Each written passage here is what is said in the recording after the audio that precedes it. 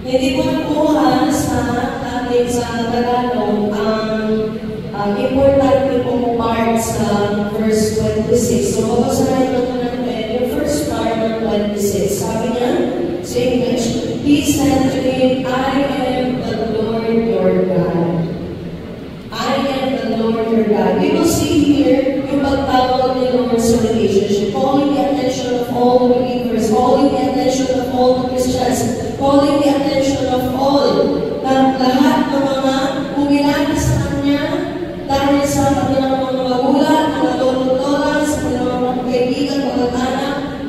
The Lord is saying, I am the Lord your God. Now, take note po natin, the Lord is not just calling for a relationship, but He is clarifying the relationship. O mga nagsulat mo sabi ng kami, hindi niya gusto ng basta-basta relationship na. But the Lord is asking for a personal, intimate relationship. O wala po tayo po sulat, makinig po tayo. Yes. Sabi mo dito, I am the Lord, your God. Hindi yung Diyos niya. Hindi yung Diyos niya. Hindi yung Diyos nila. Kundi your God, Diyos mo. So the Lord wants you to clarify, ano kasi relasyon ang meron ka sa Diyos? Diyos mo ba na personal o Diyos ng anak mo? Diyos ng magulang mo? Diyos ng pastor mo? Diyos ng kaibigan mo? Diyos ng asawa mo? Diyos ng teacher mo? Diyos ng mga kayo mo, ka-church mo, etc. Ano yung relationship with the Lord? Is it a personal relationship with the Lord? Or is it a relationship na nakilala mo lang sa pamamagitan ng ibang tao? The Lord is saying, I am the Lord, your God. Hindi lang gusto ni Lord makipagrelasyon sa Kanya, sa katabi mo, sa mga kaibigan mo, kamag-anak mo. But the Lord wants a personal relationship with you. Pwede po ba tayo sabi na amen? God is really, sabi niya, ako yung Diyos. Ako yung Diyos na ninuno mo. Ako yung Diyos na nakilala mo. Ako yung Diyos na narinig mo mula kay Abraham, kay Isaac, at kay Jacob. And even through Joseph. Pero now, I am also your God, sabi ni Lord sa mga Israelita. Hindi na siya ang Diyos na gumawa ng sampung-salo na pinagos na ang mga Egyptians. Hindi na siya ang Diyos na nagbigay. Kapag hindi ang mga Israelita, nakalabas ka ng Egypt, hinuwis na sa mga taga-Egyptians, ay ibibigay na hindi. Hindi na siya yung Diyos na nag-cause nito. Hindi na din si God ang Diyos na nag-atin ng pantalan para ang mga tao ay makalangan sa dry ground. Hindi na yung Diyos na kaya gawin ang mga ganito klaseng miracles. But the Lord is saying, this God, this kind of God, I am the God, I am your God. Ako ang Diyos mo.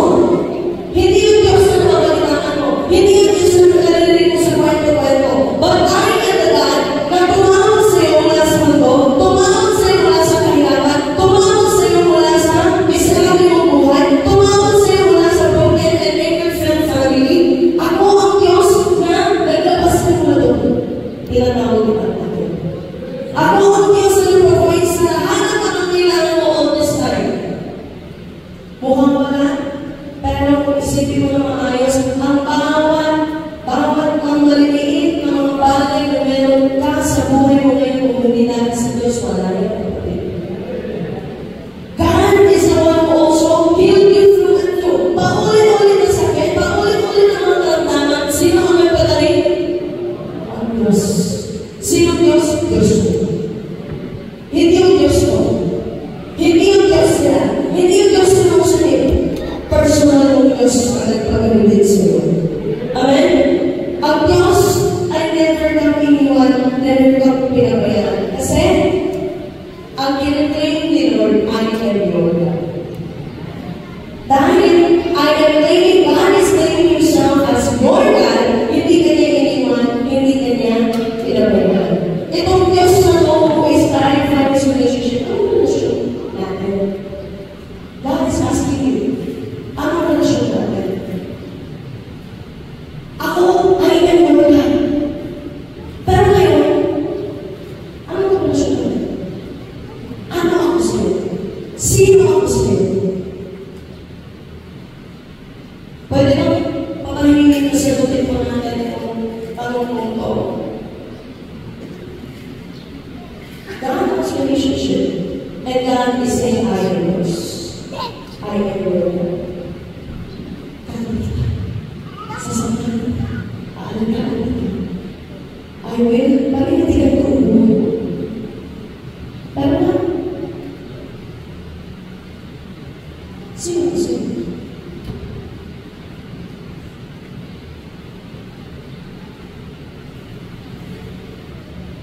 This God, itong Diyos na gusto mong personal relationship sa atin, itong Diyos na na gusto mong magsama tayo sa atin, mamuhay na magkasama sa atin. Sabi po niya, after po niya i-point out that He is the God, sabi niya, if you will diligently listen and pay attention to the voice of the Lord your God, and do what is right in His sight, and listen to His commandments, and keep foremost in your thoughts and actively obey all His precepts and statutes. Amplified version po ito. Meron siyang hinihiling sa'yo. Meron siyang request na gawin mo. Meron siyang part dun sa covenant na your side. I am this kind of God. I can do all these things. I will do this for you. This is who I am. Ito sana gawin mo sa relationship mo sa Kanya. Focus mo tayo, diligently listen and pay attention. God is giving us a command to obey. If we consider God as our God, God is giving us a command to obey. Ngayon, diligently listen and pay attention. Mukha po siya 2 words naman. Pero alam niyo po ba, sa Hebrew, that is only 1 word. Isa lang po ang word na yan. Ano? Pero po yun. Sa mga naging Hebrew po dyan, anong bagay mo sa akin po yan? Shama! Tanapin mo lang kay Pastor Joy. Hindi namin alam mo, alam Hebrew. Shama ang ibig sabihin pagkabasa po niya. And yung tema po ng ating salita ng Diyos this morning is Shama, the secret to obedience. If maalala po ninyo ang aking preaching last night, ang pinag-usapan po natin is obedience to God's illogical instructions. Paano tayo susunod sa mga instruction ng Panginoon sa mga utos ng Panginoon na ang hirap intindihin. Tama? At sabi sa gusto namin po, it will never make sense. Pero try to make sense. Sa utos nyo, sunod ka na. Pero, the problem still lies the same. Ang hirap. Tama po ba? Ngayon, focus na tayo dito sa word na Shama. Shama in Hebrew means listen or to hear intelligently. Hindi ka makikinig na pasok dito sa tenga, lalabas sa kabilang tenga. Hindi mo makikinig ka na mukhang makikinig, pero wala kang isip. Hindi makikinig ang tawag doon. According to the Hebrew, according to the Bible, if you are really listening, kung ikaw ay talagang nakikinig, sino mga nakikinig dito ngayon? Buti na lang, meron mga nakikinig. Kasi naiintindihan nyo yung sinasabi ko, nag-init kayo, yung tama, hindi ko tinig. According to the Bible, ang mga taong nakikinig ay dapat sumusunod. Why? Alam niyo nakakatawa dito sa word na Shama, dalawa ang ibig sabihin niya. Makinig at sumunod. So, sa madaling salita, the Bible is teaching us to listen is to obey. To hear the word of God is to respond to the word of God. Are you listening? Kung makikinig ka sa salita ng Diyos, dapat merong response yan, merong action yan na matating. Katulad po ni King Josiah, nung nahanap yung book of the law, at sa harapan niya, pinabasa niya ang law ni Moses. After binasa,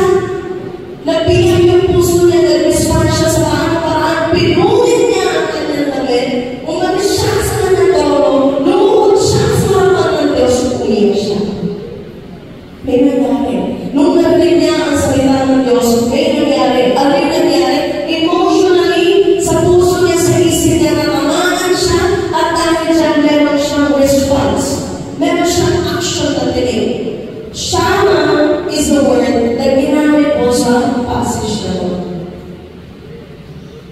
Naalala niyo po yung tema po natin last year sa Social University. Ano ba yung tema last year? Shema MSCC! Di ba naman yung mga gusto ko sa Shema MSCC! Wala, sa missionary aso na mga drama. May ba yung mga kailangan ng mga alaga ng missionary? Wala, Shema MSCC! Ano yung sabihin ng Shema? Galing mo siya sa root word ng Shema, which means to hear and obey. Makinig at sunod. Amen? Hearing is responding. Simply saying, listening means obeying. Kung ikaw ay talagang nakikinig sa salita ng Diyos, sumusunod ka.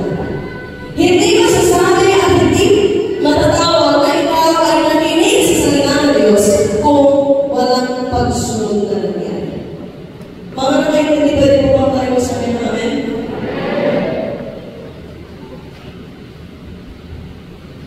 Ulit mo lang po kasi ako kapatid. Hindi mo masasabi na ikaw ay talagang nakinig kung hindi ka sunod. Hindi ka talagang nakinig kung wala kang response to the message that you have heard. Amen? Kasi the Bible repeatedly tells us, sabi nga sa John chapter 10, verse 27, pwede mo basahin 1, 2, 3, go!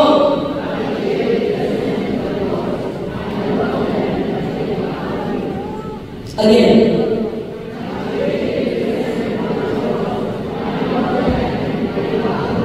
Take a look, my sheep listen to my voice.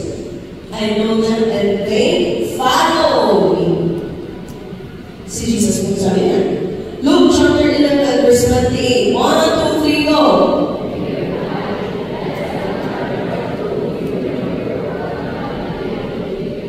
Again, ano yung sinabi dito? Pinagpala daw ang mga tao who hear the word of God and it always goes together. Nakinig, sunod. Nakinig, sunod. Nakinig, sunod. Pero ang problema ko sa atin mga Kristiyan, nakinig, wala. Tignan mo nga yung matabi mo. Gawin mo siyang salamin. Gamitin mo yung mata niya bilang salamin. Ikaw yun, kapatid. Nakinig ka sa salita ng Diyos. Hindi ka nagsunod. Diba? Matthew chapter 7, verse 24. Mas precise pa yung illustration ni Jesus dito. Sabi niya, 1, 2, 3, go!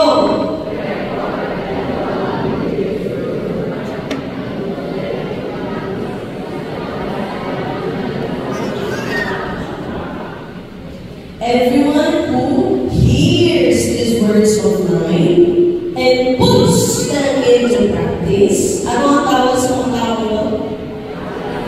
Wise man who built his house on the rock. Matalino ng Kristiyano o mamang ng Kristiyano?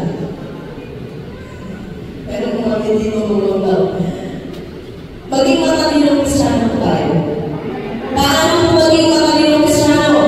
Hear the word of God and put the word of God into practice. Amen po ba? Yun po yung tamang paraan kung paano tayo dapat mamuhay bilang isang mga matatalino Kristiyano. Hear, listen, and obey. Put it into practice. And what should we obey? Sabi po doon sa verse 26, marami po pinagyan.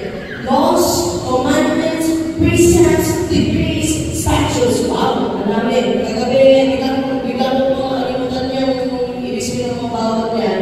Nagpunta pa po ako kay Musalim. Dahil po sa kondisyon namin ako yung social media na sa Korea, pag-isipin sa akin. Pero briefly, let me explain. Laws, ito po yung utos na binigay sa relasyon ng tao. Ano yung mga dapat sa hindi dapat gawin sa relationship po natin sa ibang tao. Commandments, ito po yung 10 utos. Yung utos na dapat po natin kapatid sa harapan ng Diyos. Ang mga precepts, ito po yung behavioral instructions and disciplines. Paano ba dapat mag-act? Yung behavior po natin, attitude po natin, pwede na personal yan, sa harapan ng mga tao, sa harapan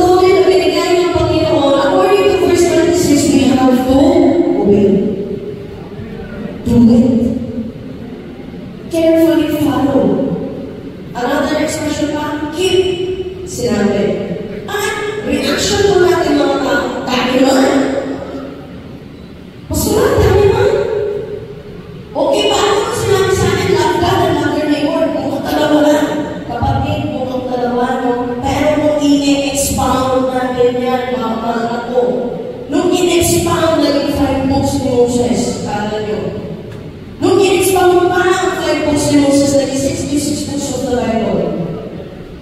Nung in-expound pa ang 66 books of the Bible, pag-regal niya rin sa rin as the Holy Spirit. Kasi sa sobrang dami, sa sobrang dinami, hindi ko matulong na lahat ng tao. Ni isang tao na makapagtulong. Kaya, as the Holy Spirit, dami naman po. Ang hirap sa akin, oo, ang hindi naman sa'yo, kapatid, mahirap talaga.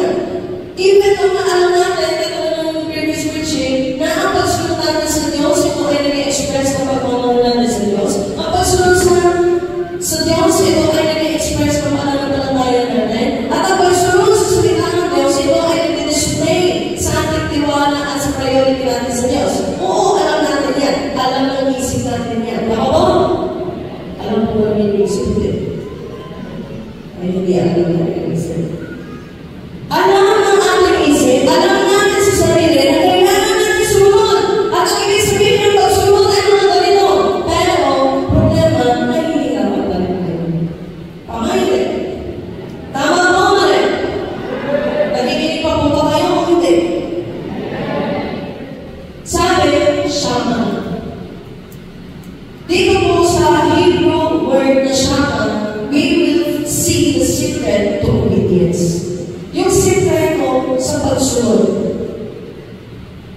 Yan, feeling nyo yan, dahil nasabi ko yung sikreto, malalaman ko yung sikreto sa pagsunod, ay magiging madali na po ang lahat.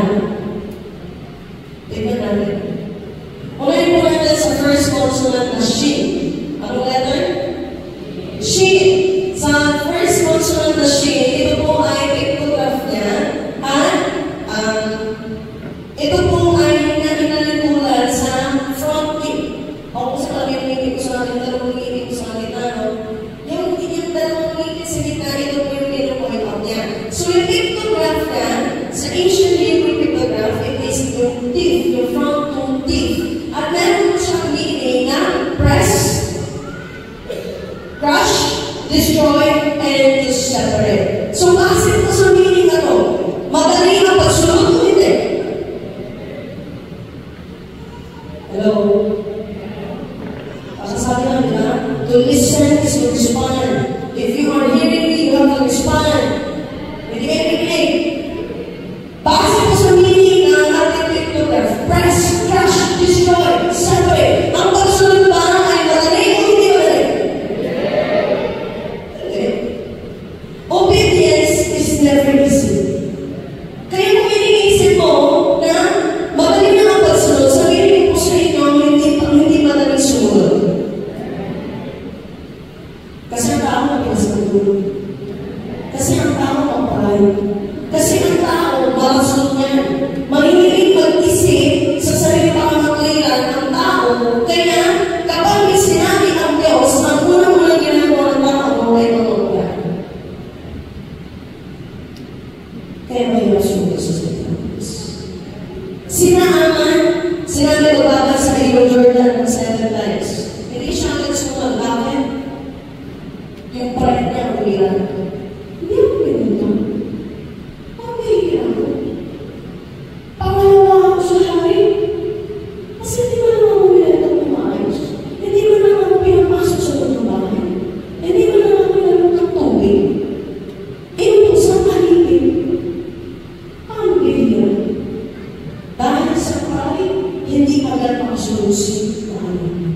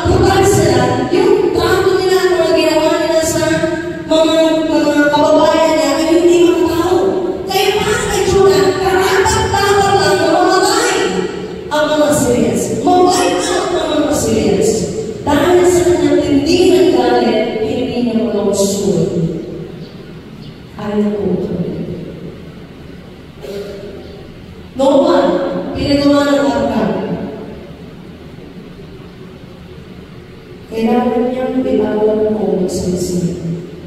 Bakit?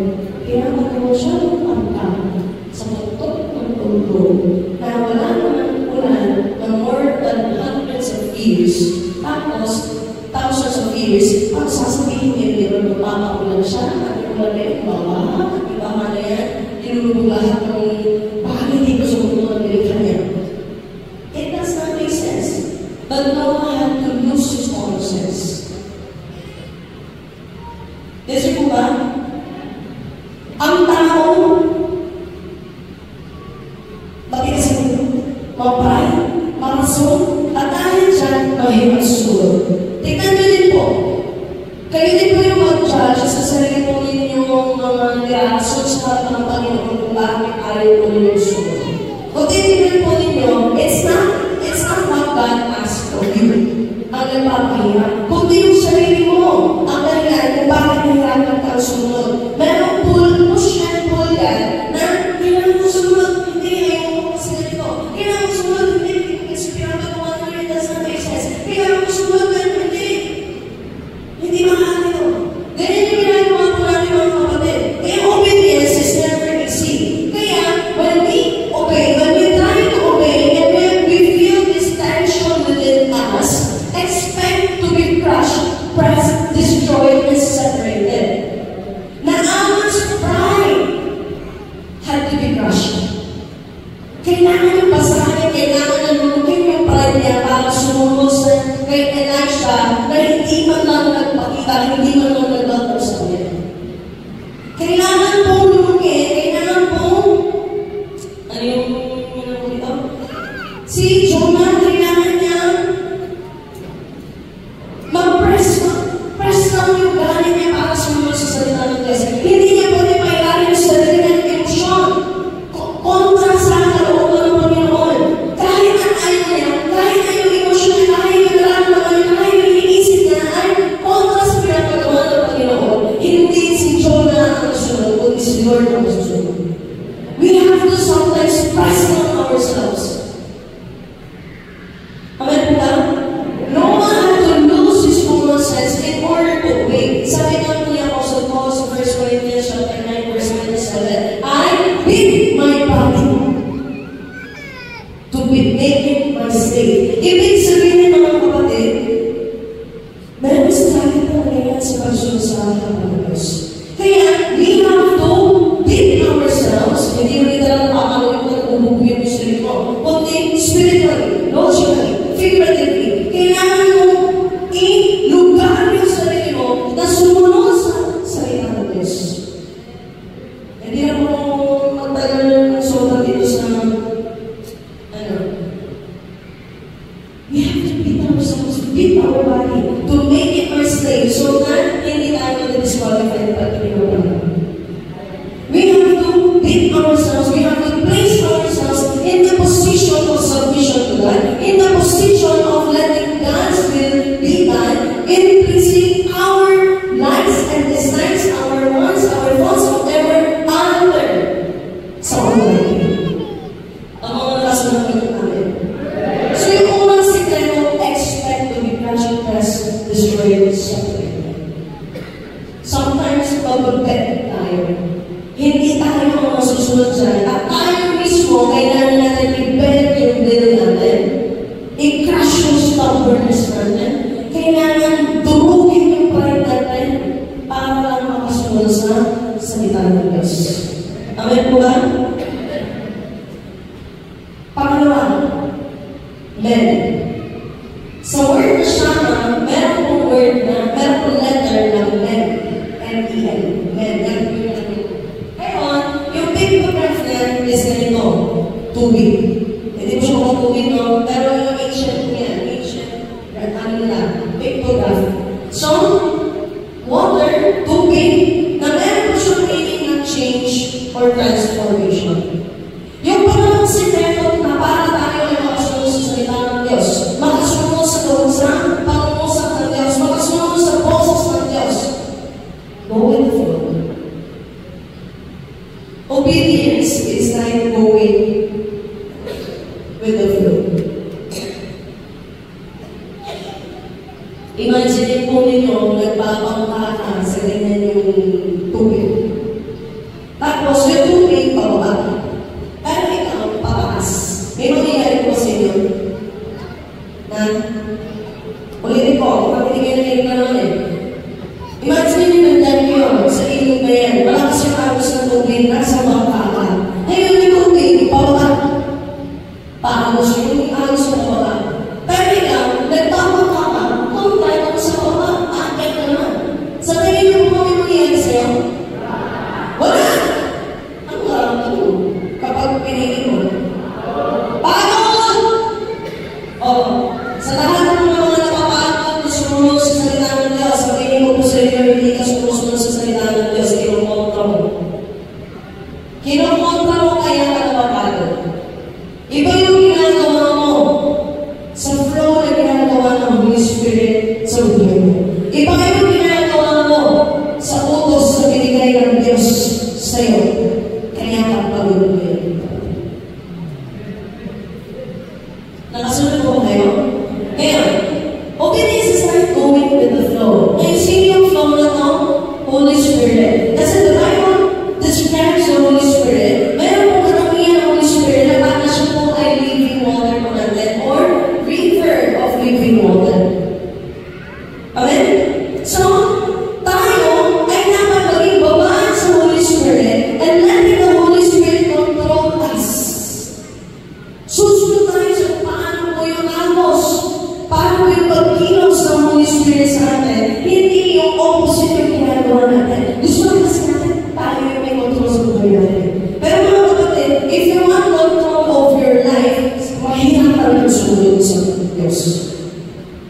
That's why you have to let go of the control, the need for control sa buhay mo, and allow the Holy Spirit to work in you, to change you, to transform your mind. Yung pananaw mo, yung pag-iisip mo, yung perception mo, yung heart attitude mo, hayaan mo si Lord na palitan niya ang lahat ng ito. Let the Holy Spirit do His good work in you. Allow the Holy Spirit to, ano ba? Water. Di ba water ng men? Water sa Bible also signifies cleansing, purification. Kaya minsan mahirap sumunod kasi sa pamamagitan ng pagsunod mo, nililinis ka rin ng Lord. Magbasa ka ng Bible. Ayaw magbasa ng Bible. Magbasa ka ng Bible. Sige, magbasa ka ng Bible. Pero ano rin ba, masyado po natin na maliit ang pagbabasa ng Bible. When we obey, hindi natin sa simple pagbabasa ng Bible yung nangyari. O, meron din po yun. When we obey, something happens. When we obey, yung katikasan natin na mabasag yan. When we obey, yung katikasan natin natutunan yan. Amen po ba?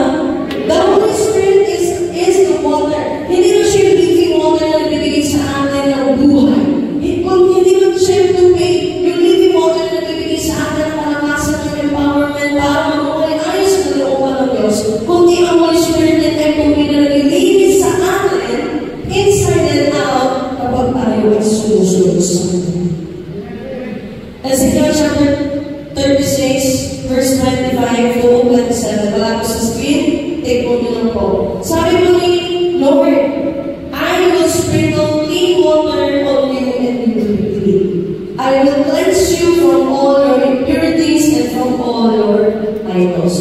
Sa pamamagitan ng pag-sprinkling ng tubig, sabi niya, lilinisin kita. After gawin malinis, sabi sa verse 26, I will give you a new heart and put a new spirit in you. Kailangan maging malinis muna para matanggal natin yung puso ng Jesus. Kailangan maging malinis muna para natin magawang mamuhay ayon sa kagustuhan ng Panginoon sa atin. Second step, let the Holy Spirit work in you. Do not try to control the Holy Spirit. Do not try to go against the Holy Spirit. Amen po ba? Pangatlo, last letter sa Shaman, Ari. Ano letter? Again, yung picture ko niya is pula. At meron po siya yung sa gitna, watch, experience, see, understand, perceive, know. So it means, base po ito, pansin niyo ako, nauna ang pagsunod. Whether naintindihan mo o hindi, kung ikaw ay nililin ng Holy Spirit, kailangan mo magsunod. Sunod ka muna. Huwag mo muna intindihin kasi hindi lahat ng oras makaintindihin o lahat ng gagawin sa'yo. Sunod ka muna. Saka ako pala mag-gets. Sometimes, understanding comes after moving with the flow ng Holy Spirit. Mag-gets mo na yung paraan ng Diyos. Mag-gets mo na yung plan ng Panginoon. Mag-gets mo na ang gustong gawin, gustong mangyari ng Panginoon after mong sunod. Gets mo ba? Maraming examples. Meron po isang pastor. Siya po ay pumunta ng ibang lugar para malagdagan sa convention. And then, dahil po pastor na to, mahirap ang talaga yung buhay niya. Pero, hindi sapat yung financial niya. So, meron lang siya 500 pesos kung pumunta siya tungkol sa convention. Ngayon, yung 500 pesos na yan, ginorin niya. Kailangan kong itabi ito, sabi niya. Kailangan ko itabi yung 500 pesos na to kasi next week, kailangan ko bayaran yung sasakyan. Kailangan ko ipapayaran pa kami muna. Yung kulitin na yung dati pa naman ito ito, dahil 500 sa ating wala naman na. So, 500 pesos na sa wallet niya, siya ay pumunta tungkol sa convention. Nagkatan siya ng worship, siya nakikinig siya ng word. And then, ako nakikinig siya ng word because parang kinausap siya ng Lord's word niya.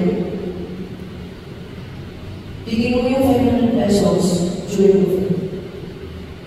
Lord, 500 pesos na sa pera ko. Meron pa akong mga bills na babayaran next week. Kulang pa nga po. But again, ang Holy Spirit, kinausap siya ng his heart, bigyan mo sa offering time ng 500 pesos.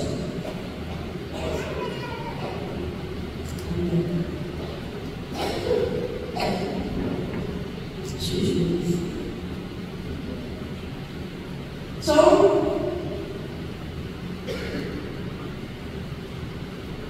hindi siya sumunod. Pastor na siya, hindi siya sumunod. Kasi inisip niya yung babayaran ng script. Kapag nakuha na siya, yung mga sa babayaran. Second thing, ng convention, again, sabi ni Lord, ibigay mo yung 500, ibigay mo 500. Lord, hindi mo kailangan ko na yung pera. Unang pa rin yung pera mo. Ibigay mo. Dahil sa very strong na yung pag-utrong ng Holy Spirit sa kanya, offering time, siya kumakain nila sa air with a very heavy heart, and then bibigay niya yung inunod niya yung 500 pesos ako sa offering box, and then pinansa yung offering bag. After po na during the altar call,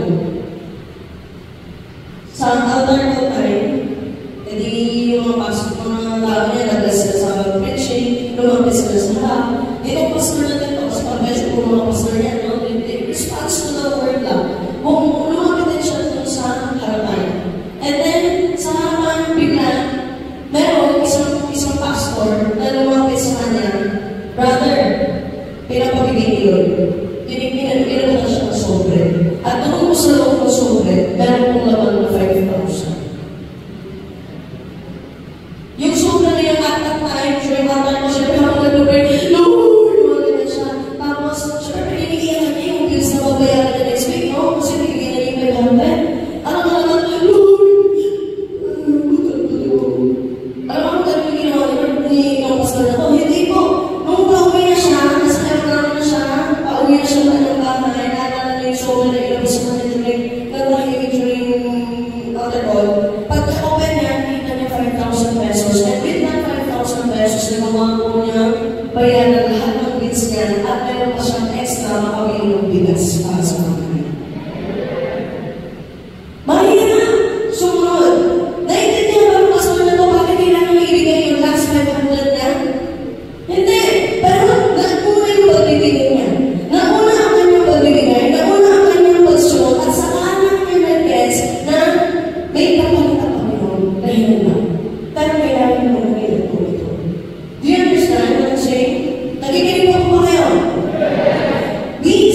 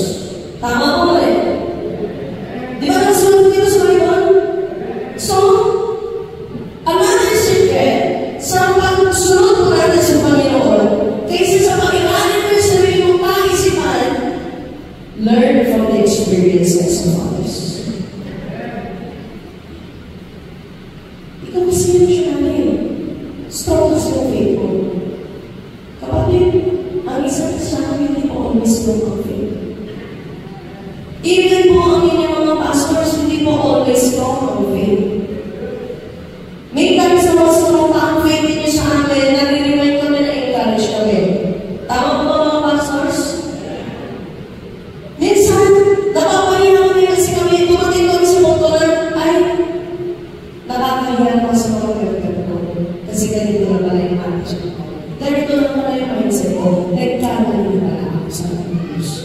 May mga times na ganyan po yung mga pastors. So, huwag iisipin, ang mga pastors from wrong way. Kasi may pastor na isip, ikaw, dahil sa Christian family, yung pagmuna mo, pastor. So, parang napalatayan niya. Yung pagkakapalatayan niya sa niya, siya magdadala sa mga sa langit, hindi na magdadala sa langit. May ipapasa niya, matuturuan niya ako, pero nasa akin na sa nanay, kung mamamula ako ngayon sa tinuro sa akin o hindi. Nakasunod po ba kayo? Tinuruan po tayo ng salita ng Diyos. We know the word of the Lord. We know the biblical examples, and we know. Base sa kwento po namin mga kasamahan dito, yung mga patutuo, yung mga pagkilos na natin Panginoon sa buhay ng bawang isa. Then from that, we have to learn. We have to, dahil na siya sumunod dahil nagmatigas siya. Ito daw ito, dahil sa ito, pinagpala siya. Ganun po ba? Pinag-uusapan po namin yung Pastor Julian Times. Mag-away po siya.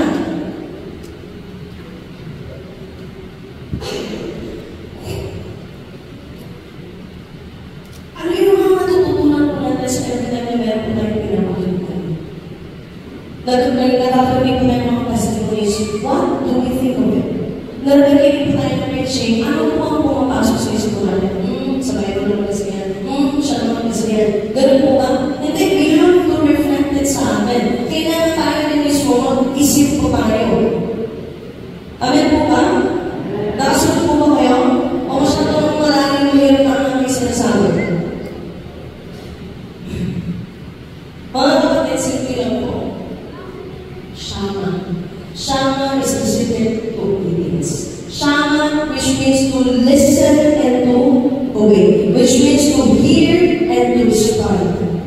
Nandito po ang sikreto sa bawat letters ng word ng Shama na ito, we will see kung paano po tayo dapat maunod. Paano po ba tayo dapat sunod? At sa ating pagsunod, ano po ba yung mga bagay na dapat na i-expect po natin? Amen? Kasi, tinawag tayo ni Lord, gusto niyo na relationship, binigyan niya tayo ng utos sa sunod, even kung sa utos sa pagsunod natin sa kanya, meron po tayo mga struggle dyan, the reward is worth it. Yung sa pagsunod po natin, ang mabubuksan ng pagsunod natin ay verse 26 and 27. Then, yung kulay yellow, hindi na lang masyadong kita. Then, I will not give you any of the sicknesses that I gave the Egyptians. I am the Lord who heals you. Sa pagsunod natin sa Diyos, ang pinubuksan niya, kagalingan. Magandang kalusugan. Verse 27, then the people traveled to Elim. Ano meron sa Elim? There were 12 springs of water and 70 palm trees. Malaking relief ito. Why? Kasi, nandun sa disyerto. Doon sa disyerto na walang tubig. Doon sa disyerto na wala sa mga sisilungan. Dumating sila sa Mount Sinai, pero buntot yun ng bayan. Wala mga puno-puno.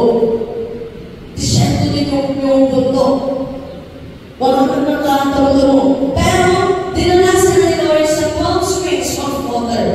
Maraming tao at para sa dami ng tao na yan, million na tao na yan, nag-provide si Lord ng tubig na inom at nag-provide si Lord ng 70 pounders na susilungan sila.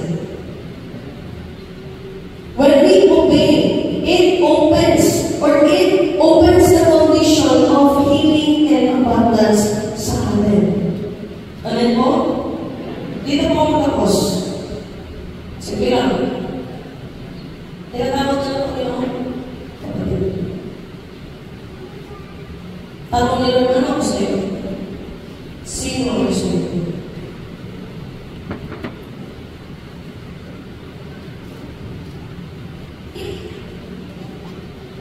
The Lord is saying, I am the Lord.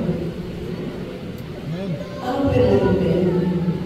Tinatawag kita, anong pinag-upin? Gusto kitang pagpalahin ang hiling ko sa iyong sunod. sa akin. Ang mga pinapagawa ko ba sa inyo ay mga mahihirap at ikamamatay ninyo? O ang mga pinapagawa ko sa inyo ay para din sa inyo? The Lord Yahweh is your God. Diyos mo.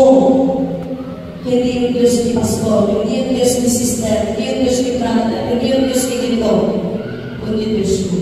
The Lord Yahweh, ang Diyos mo, ask you to shine. Makinig at sunod. Sa proseso ng pagsunod sa Diyos, sometimes kailangan mo bugbugin yung sarili mo, disiplinahin yung sarili mo para makasunod sa Diyos.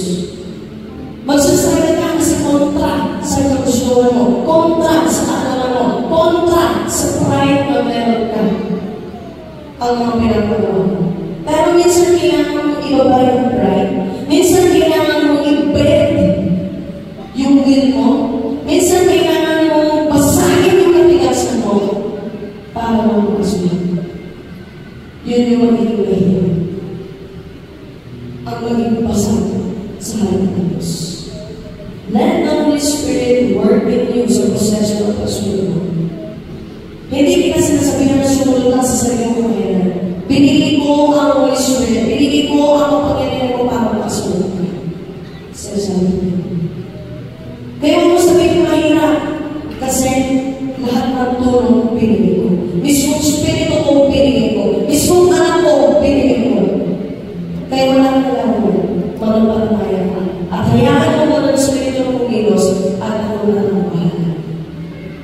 Dito po papasok yung sinasabi. Pag-uwitin po natin niya si Lord na ang bahala. Basta pwede na natin sabihin na si Lord na ang bahala kung ilalad po natin yung control sa Diyos.